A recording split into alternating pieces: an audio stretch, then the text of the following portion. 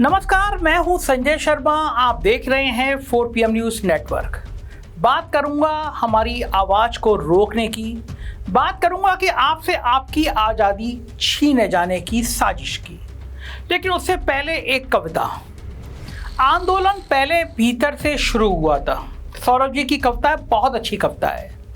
आंदोलन पहले भीतर से शुरू हुआ था, फिर घर से पहुंचा सड़क पर, सड़क से मुल्कों तक। ईरान, इराक, फिलिस्तीन, पाकिस्तान, हिंदुस्तान, जितने भी मुल्क हैं दुनिया में, उन सब जगह पहुंचा आंदोलन। आंदोलन आज़ादी, हक और अधिकार के लिए। आंदोलन आज़ादी, हक और अधिकार के लिए, महिलाओं, मजदूरों, बच्चों और मेहनत करने वालों के लिए, जो सींचा गया खून से, पसीने से, विचारों से। लिखा गया जिसे तख्तों पर, पोस्टरों पर। आंदोलन जिसने मुल्क बदले, तानाशाह बदले, इतिहास बदले, बंद किया खूनी खेल, प्रजातंत्र, लोकतंत्र और गणतंत्र स्थापित किया। आंदोलन न तलवार से लड़े गए, न तोपों, बमों और मिसाइलों से। आंदोलन लड़े गए विचारों से, बुद्धि से, अहिंसा से, व्यक्तियों और धर्मों की एकजुटता से। इसलिए डरता है तानाशाह बुद्धिजीवियों से, व्यक्तियों और धर्मों की एकजुटता से। इसलिए सबको पकड़कर जेल में ठूस दिया जाता है। किताबों, विचारों और बुद्धिजीवियों पर लगा दिया जाता है पहरा, क्योंकि डरता है तानाशाह। दोस्तों, पिछले हफ्ते 29 जुलाई को कुछ ऐसा हुआ जो आज से पहले कभी नहीं हुआ था। मोदी सरकार लेकर आई है ब्रॉडकास्टिंग सर्विसेज रेगुलेशन बिल। एक लाइन में बताऊं तो बोलने और सवाल पूछने की आज़ादी को बंद करने का दूसरा नाम है ये ब्रॉडकास्टिंग बिल। इंटरनेट के जरिए जनता के सवाल पूछने वाली आवाज़ों को दबाने और डराने के लिए इसे लाया गया है। मगर तफसील से समझने के लिए पहले थोड़ा सा इतिहास में जाना पड़ेगा। प्रजातंत्र का चौथा स्तंभ पत्रकारिता को कहा जाता है। एक सच्चा पत्रकार ही किसी सरकार और उसके काम का सच्चा और सटीक रिपोर्ट कार्ड होता है, ना कि गोदी मीडिया। क्योंकि किसी भी खबर की तह तक पहुंचकर फिर उसे पूर्ण सत्य के साथ दिखाना ही उसका कर्म है। निर्भीक और निडर रहकर सरकार से जनता के सवाल पूछना उसका धर्म है। मगर बीते 10 सालों से लगभग पूरे तरीके से भारत की टीवी पत्रकारिता सरकार की गोदी में जा बैठी है। इसलिए इसे गोदी मीडिया कहा जाने लगा है।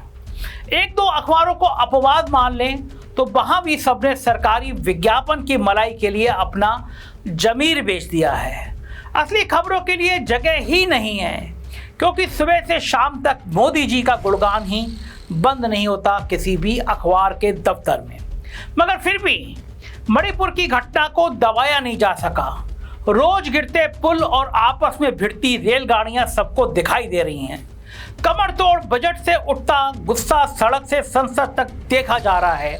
क्योंकि भले ही टीवी चैनल और अखबार असली खबर ना पहुंचाएं, मगर जनता तक ये खबर पहुंच रही है। कैसे? जाहिर है, इंटरनेट के माध्यम से। 2014 में जब मोदी जी ने मीडिया को अपने काम पर रखना शुरू किया, तभी से धीरे धीरे सोशल मीडिया सोसाइटी के काम में लग गई। इंटरनेट और स्मार्टफोन के आ जाने से दुनिया के किसी भी कोने का आदमी किसी दूसरे से बात करने लगा, अपनी बात बताने लगा, वीडियो बनाने लगा। शुरुआत में तो ये सब वीडियो मस्ती मजाक के लिए इस्तेमाल होते थे, जैसे टिकटॉक पर नाच गाना होता था, फेसबुक में आपस में बताते थे लोग। लेकिन जब अत्याचार बढ़ेगा तो उसके खिलाफ कहीं ना कहीं आवाज़ भी बुलंद होगी। फिर सच्ची पत्रकारिता की आवाज़ फिर से बुलंद हुई और बुलंद हुई यूट्यूब पर। आज के दौर में लोग सही खबर जानने के लिए टीवी चैनल नहीं बदल रहे, टीवी चैनल नहीं देख रहे, टीवी चैनल नहीं चला रहे, यूट्यूब चला रहे हैं। इसलिए तो चैनल छोड़कर यूट्यूब से पत्रकारिता करने वाले रवीश कुमार के कुछ महीनों में मिलियन सब्सक्राइबर हो गए, या ध्रुव राठी की मोदी इज डिक्टेटर वीडियो को करोड़ों लोगों ने देखा। या फिर चुनाव के दौरान अपने सटीक विश्लेषण से आपका अपना 4PM न्यूज चैनल व्यूज के मामले में लगातार 6 महीने तक इंडिया का नंबर 1 डिजिटल न्यूज चैनल बन पाया। जब गोदी मीडिया ने ध्यान मग्न मोदी को दिखाया तो हमने फोटो खिंचवाने में मग्न मोदी को दिखाया। जब गोदी मीडिया ने राम मंदिर दिखाया तो हमने अयोध्या के लोगों के टूटे घर दिखाए। इसलिए इंटरनेट और यूट्यूब पर हो रहे इस सच्चे जर्नलिज्म का परिणाम चुनाव में देखने को मिला। बहुमत की मोदी सरकार अब एनडीए की मिलीजुली सरकार में बदल गई है और ये बात सरकार भी जान गई है।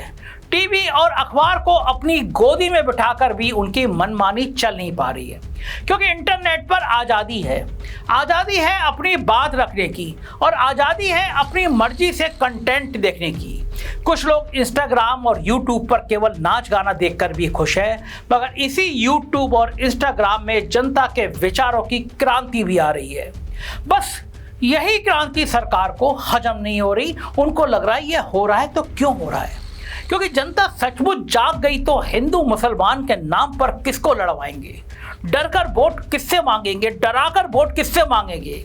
इसलिए सरकार ने ये नया पैंतरा निकाला है जिसका नाम है ब्रॉडकास्टिंग सर्विसेज रेगुलेशन बिल। कोई भी कानून बनाए जाने से पहले उसका जो मसौदा तैयार होता है उसे बिल कहते हैं। संसद में बिल पर चर्चा होती है, अगर पास हो जाए तो फिर वो कानून बन जाता है। मगर इस बिल को मैं पूरे होशो हवास में एक पैंतरा बोल रहा हूं, क्योंकि शुरुआत से यह सरकार की गलत मंशा साफ जाहिर करता है। किसी भी बिल को हमेशा सार्वजनिक किया जाता है और आम जनता को सलाह देने के लिए प्रोत्साहित भी किया जाता है, मगर चूंकि ये नया पैंतरा आम जनता की आवाज को दबाने के लिए निकला है, इसलिए पहली बार बिल की कॉपी सार्वजनिक नहीं की गई। सरकार ने अपनी मर्जी और हिसाब से बस अपने लोगों को इसे दे दिया। अगर नीयत साफ होती तो ऐसा नहीं किया जाता। काश सरकार हमें अपना समझती, बिल की कॉपी देती, लेकिन नहीं मिली। जिनको मिली वहां से अलग अलग न्यूज़ वेबसाइट के अपने अपने विश्लेषण हैं और उनका निचोड़ आसान भाषा में मैं आपको बता रहा हूँ। 90 के दशक में जब केबल टीवी का दौर आया तब मनोरंजन के साथ साथ खबरें भी सरकारी चैनलों के दायरे से बाहर दिखाई जाने लगी। तब सरकार ने केबल टीवी रेगुलेशन एक्ट के नाम से 1995 में कानून बनाया ताकि केबल टीवी को रेगुलेट किया जा सके। मगर आज के ज़माने में टीवी ही अपने आप में एक पुरानी चीज़ जैसा होने लगा है, क्योंकि मनोरंजन से लेकर खबरों तक हर कोई इंटरनेट की तरफ जा रहा है। इंटरनेट पर सरकार का कोई खास कंट्रोल नहीं है। उदाहरण देता हूँ, अमेरिका की कंपनी गूगल के प्लेटफॉर्म से मध्य प्रदेश में बैठा आदमी इंटरनेट पर कुछ भी ढूंढ सकता है। उसी तरह यूट्यूब के प्लेटफॉर्म पर लखनऊ से संजय शर्मा अपना चैनल बना सकते हैं और कश्मीर से कन्याकुमारी तक वाजिब सवाल दिल्ली में बैठी सरकार से कोई व्यक्ति पूछ सकता है। अब सरकार चाहती है कि इन जरूरी सवालों पर लगाम लगा दी जाए, संजय शर्मा जैसे लोगों पर लगाम लगा दिया जाए, इनका गला घोट दिया जाए। संविधान और न्यायपालिका के होते हुए सरकार ऐसा सीधा सीधा तो नहीं कर सकती, तो ब्रॉडकास्टिंग बिल के जरिए घुमाकर ऐसा करने की कोशिश कर रही है। अब टीवी और रेडियो के साथ साथ इंटरनेट पर यूट्यूब और इंस्टाग्राम जैसे व्यक्तिगत चैनल हो या फिर नेटफ्लिक्स, अमेजॉन जैसे OTT प्लेटफॉर्म हो, सरकार ने सबको रेगुलेट करने की कोशिश की है। टीवी, रेडियो और इंटरनेट पर सुनाई या दिखाई देने वाले सब प्रोग्राम को सरकार ने 5 हिस्सों में बांट दिया है।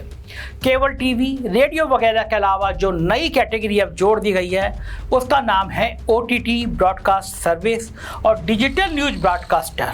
OTT को तो आप इसके नाम से समझ गए होंगे, जैसे नेटफ्लिक्स है, प्राइम वीडियो वगैरह वगैरह। लेकिन ये डिजिटल न्यूज़ ब्रॉडकास्ट क्या है? ब्रॉडकास्टिंग बिल के हिसाब से कोई भी व्यक्ति जो न्यूज़ और करंट अफेयर दिखाएगा वो डिजिटल न्यूज़ ब्रॉडकास्टर कहलाएगा। फिर चाहे वो वेबसाइट पर लिखकर दिखाए या सोशल मीडिया पर बोलकर, यानी यूट्यूब पर चलने वाला ये 4PM चैनल तो डिजिटल न्यूज़ ब्रॉडकास्टर हो ही गया। अगर आप इंस्टाग्राम पर 60 सेकंड की रील बना रहे हैं और वो रील रेल दुर्घटना, नीट एग्जाम, फ्रॉड वगैरह पर है, तो आप भी ब्रॉडकास्ट बिल के हिसाब से डिजिटल न्यूज ब्रॉडकास्टर हैं, क्योंकि इस बिल के हिसाब से सामाजिक, राजनीतिक, आर्थिक या संस्कृति से जुड़ा हुआ कोई भी ताज़ा खबर या उस खबर का एनालिसिस सब न्यूज एंड करंट अफेयर माने जाएंगे। सरकार का मन लेकिन इससे भी नहीं भरा। सरकार को लगा कि कुछ भी छूट मिलनी नहीं चाहिए, किसी की जबान से सरकार के खिलाफ शब्द निकलना नहीं चाहिए। कोई भी प्रोग्राम जिसका कॉन्टेक्स्ट, पर्पज या मीनिंग भी अगर किसी ताज़ा खबर की तरफ इशारा करते हैं तो वो भी न्यूज एंड करंट अफेयर है और उसको चलाने बोलने वाला डिजिटल न्यूज ब्रॉडकास्टर है। यानी अगर आप कोई stand up comedian Modi ji की नोटबंदी का मजाक उड़ा दे या फिर अयोध्या में भाजपा के हारने पर चुटकुला सुना दे, जैसे वरुण ग्रोवर ने कहा था कि मैं तो रात में सोते सोते हंसने लगता हूँ ये सोचकर कि अयोध्या हार गए, तो वो भी इस दायरे में आ जाएगा। और हाँ, अगर ऐसा वो यूट्यूब पर नहीं कर रहा, कई लाइव प्रोग्राम में बोल दे रहा है, तो भी ऐसा ही होगा, क्योंकि बिल के हिसाब से लाइव प्रोग्राम भी इस कैटेगरी में आ गए हैं। अब ये तो केवल परिभाषा की बात ही। सवाल उठता है कि अगर इस खबर को देने वाले को डिजिटल न्यूज ब्रॉडकास्टर बोला जाएगा तो इसमें समस्या क्या है? समस्या बहुत बड़ी है। हर ब्रॉडकास्टर को सरकार को अपने काम के बारे में इंटीमेट करना होगा, आपको डिटेल देनी होगी, मतलब किस टॉपिक पर वो बात करता है, किस जगह पर उसका ऑफिस है, कितने सब्सक्राइबर हैं, पैसा कहाँ से आता है, वगैरह वगैरह। अगर ये सब केवल ट्रांसपेरेंसी के लिए होता तो कोई बात नहीं थी। मैं देश का नागरिक हूँ, किसी भी और नागरिक की तरह अपने आय का एक एक पैसे का स्रोत बताना मेरा काम है, उसकी डिटेल देना काम है, मेरी जिम्मेदारी है, मैं इनकम टैक्स तो देता हूँ। लेकिन यूट्यूबर्स और बाकी सोशल मीडिया इन्फ्लुएंसर की कमाई तो वैसे भी इलेक्ट्रॉनिक तरीके से आती है, सीधे सीधे डिजिटल तरीके से आती है। सरकार को पहले से पता होता है, सीधे खाते में आती है, क्योंकि यूट्यूब और इंस्टाग्राम किसी के घर जाकर कैश में तो पैसा बांटेगा नहीं, सीधा मैट्रिक्स है। कंटेंट और व्यू के हिसाब से इनकम सीधे अकाउंट में क्रेडिट होती है, वो सरकार को दिखती है। तो फिर ये इंफॉर्मेशन किसके लिए मांगी जा रही है? ताकि उन सबको पहचाना और सूचीबद्ध किया जा सके जो सरकार के खिलाफ बोलते हैं, क्योंकि जो सरकार के साथ है, सरकार उनके साथ है, उनको गनर दे देगी, गाड़ी दे देगी, पैसे दे देगी। बस आप पूछिए प्रधानमंत्री जी से, आम काट के खाते हैं या चूस के खाते हैं? बिल के अनुसार सरकार तय करेगी कि इंटीमेशन की कंडीशन क्या होगी, यानी कौन कौन सी डिटेल देनी है। सरकार तय करेगी कितने सब्सक्राइबर होने के बाद ऐसी इंटीमेशन किस ब्रॉडकास्टर से मांगी जाएगी। सरकार ये भी अपने हिसाब से तय करेगी किसको इस तरह की इंटीमेशन देने की ज़रूरत है और किसको ज़रूरत नहीं है। मतलब 4 PM चैनल या रवीश कुमार या फिर किसी और से डिटेल्स ली जाएगी, मगर ANI के यूट्यूब चैनल से ली जाएगी या नहीं ले जाएगी वो सरकार के मूड पर तय करेगा, क्योंकि ANI तो अपनी है, भक्ति काल में रहती है। मूड शब्द का इस्तेमाल मैं इसलिए कर रहा हूं क्योंकि इस बिल में एज में भी प्रिस्क्राइब्ड शब्दों का प्रयोग 50 बार से ज़्यादा बार किया गया है, जिसका मतलब है कि जब सरकार बताएगी, यानी बिल बना दिया, कल को कानून भी बना दे, लेकिन किसके लिए क्या नियम होंगे, किसके लिए क्या नियम नहीं होंगे, ये सरकार ने सोचा नहीं है। अपने मूड के हिसाब से बाद में बताएगी। यहाँ तक भी बात होती तो कोई बात नहीं थी, क्योंकि जब जनता की सेवा का रास्ता चुना जाता है, जनता के सवालों के लिए सरकार को कटघरे में खड़ा किया जाता है, तो सरकार की आंखों में कांटे की तरह चुभना तो सच्ची पत्रकारिता का प्रमाण है। 4 PM प्रमाण है। तरह तरह की जांच एजेंसी हमारे पीछे लगाई गई, हमला हुआ, विज्ञापन बंद किए गए, STF, EOW सब कुछ किया गया, लेकिन हमने दिया। इंटीमेशन मांगे को दिया जाएगा, छुपाने को कुछ नहीं है। मगर सरकार की रेगुलेशन की गाड़ी यहाँ नहीं रुकती। ये बिल आपको एक कदम और आगे ले जाता है, और वो है बोलने की आज़ादी पर हमला, सीधा हमला। क्योंकि बिल का एक पूरा चैप्टर केवल कंटेंट के रेगुलेशन के बारे में है, और मजाक ये किया गया है कि उसका नाम सेल्फ रेगुलेशन रखा गया है। मतलब सरकार कह रही है कि ये हमारा हुक्म है कि अपने आप को अपने आप से सही करो। पर ये कोई बात नहीं, मगर ऐसी बात हो रही है। हर न्यूज और करंट अफेयर दिखाने वाले ब्रॉडकास्टर को एक ग्रीवेंस रेडिसल ऑफिसर को अपॉइंट करना पड़ेगा, जो उस चैनल के कंटेंट के खिलाफ किसी भी शिकायत को सुन सके। शिकायत का दायरा प्रोग्राम कोड और एडवर्टीजमेंट कोड में दी गई कंडीशन होगी, और वो कंडीशन क्या होगी ये सरकार तय करेगी। यहाँ पर मुझे पंचायत वेब सीरीज का एक डायलॉग याद आ गया, देख रहा है ना विरोध, अंग्रेजी बोल बोल के कैसे बात को घुमाया जाता है। सरकार अपने ब्रॉडकास्टिंग बिल से यही कर रही है, वरना शिकायत का मैकेनिज्म तो सोशल मीडिया में पहले से है। अगर कोई नफरत और हिंसा होर की बात करता है तो उसे यूट्यूब या इंस्टाग्राम काफ़ी लोगों के द्वारा रिपोर्ट कर दिया जाता है। यूट्यूब, ट्विटर, इंस्टाग्राम उस चैनल को सस्पेंड कर देते हैं। सरकार की ज़रूरत कहाँ थी? सरकार की ज़रूरत कहीं नहीं थी, मगर सरकार को ज़रूरत है कि उसके खिलाफ सटीक सवाल पूछने वालों को कंडीशन और कंप्लेंट के मकर जाल में फंसा दिया जाए। पहले ग्रीवेंस ऑफिसर शिकायत लेगा, वहाँ से शिकायत का निवारण सेल्फ रेगुलेटरी ऑर्गेनाइजेशन करेगी, जिसका चुनाव ब्रॉडकास्टर के बीच से होगा, मतलब वहाँ भी राजनीति होगी। उनके किसी भी फैसले की अपील ब्रॉडकास्टर एडवाइजरी काउंसिल में होगी, उसे सरकार बनाएगी, मतलब आपको उसमें अधीर चौधरी, अंजनाओं कश्यप, रूप कल्याकर जैसे भक्त दिखाई देंगे। यानी trial court, high court, supreme court की तरह सालों तक केस में फंसे रहने का एक बढ़िया कार्यक्रम है ये बिल। आसानी से उदाहरण से समझाता हूँ। मैं अभी दिन में कम से कम 10-20 वीडियो बना लेता हूँ, जिसमें कभी खबर, कभी एनालिसिस, कभी इंटरव्यू के माध्यम से लगातार जनता के मुद्दे उठाता हूँ। किसी को मेरे कंटेंट से तकलीफ है तो वो यूट्यूब पर ऑनलाइन शिकायत कर सकता है। मैं वहीं यूट्यूब के सामने अपना पक्ष रख सकता हूँ और ऑनलाइन ही मेरे या शिकायतकर्ता के पक्ष में यूट्यूब अपना फैसला दे सकती है, देती भी है। लेकिन यूट्यूब के नियम बहुत लिबरल हैं। जब तक मैं किसी को गाली नहीं दे रहा, नफरत नहीं फैला रहा, धमकी नहीं दे रहा, मुझे बोलने की आज़ादी है। मगर ब्रॉडकास्टिंग कानून के बाद क्या होगा? सरकार के बनाए नियमों के हिसाब से मुझे बोलना होगा, जो कि जाहिर है कि लिबरल नहीं होंगे, जो सरकार चाहेगी वही होंगे। फिर भी चाटुकारों को शिकायत करने की आज़ादी होगी, भक्तों को शिकायत करने की आज़ादी होगी, और उस शिकायत का निवारण चाहे मेरे पक्ष में हो, मगर उसके लिए मुझे महीनों सालों अलग अलग जगह धक्के खाने होंगे। और जब एक सच्चा यूट्यूबर या इंस्टाग्राम पत्रकार धक्के खा रहा होगा तो खबरें कौन दिखा रहा होगा? गोदी मीडिया। और खबरें दिखा नहीं रहा होगा, बना रहा होगा। सच्ची खबर जानना हर नागरिक का हक है और यह बिल उस हक को छीन लेगा। इसलिए हमें मिलकर सरकार से सही सवाल पूछने हैं ताकि इस खतरनाक ब्रॉडकास्टिंग बिल से खुद को और सच्चाई को बचाया जा सके। अपने अपने स्तर से इसका विरोध करिए, क्योंकि ये इस देश का सबसे खतरनाक, खौफनाक कानून है। ये देश में लोकतंत्र को ख़त्म कर देगा। ये आप तक सच नहीं आने देगा। ये किसानों की समस्या नहीं आने देगा। ये बेरोजगारी की समस्या नहीं आने देगा। ये महंगाई की समस्या नहीं आने देगा। ये आपकी ज़िंदगी में सब कुछ अच्छा दिखाएगा। गोदी मीडिया के खबरें आपको दिखाएगा। जो लोग सच बोलते हैं वो आप तक नहीं पहुंचेंगे। इसलिए अपने स्तर से जितना विरोध कर सकते हो सोशल मीडिया पे लिखिए, प्राइम मिनिस्टर को लिखिए, प्रेसिडेंट को लिखिए, अपनी गली मोहल्लों में विचार करिए। इस देश को खड़ा होना पड़ेगा, क्योंकि अगर ये देश खड़ा नहीं हुआ तो समझ जाइए देश से लोकतंत्र खत्म हो जाएगा। मुझे यकीन है इस जंग में, इस मुहिम में आप मेरा साथ देंगे और सरकार से कहेंगे कि ये लोकतांत्रिक देश है, यहाँ पे तानाशाह नहीं कर सकता अपने मन की मानी। तानाशाह को झुकना होगा। मुझको यकीन है वो झुकेगा और ज़रूर झुकेगा। जय हिंद।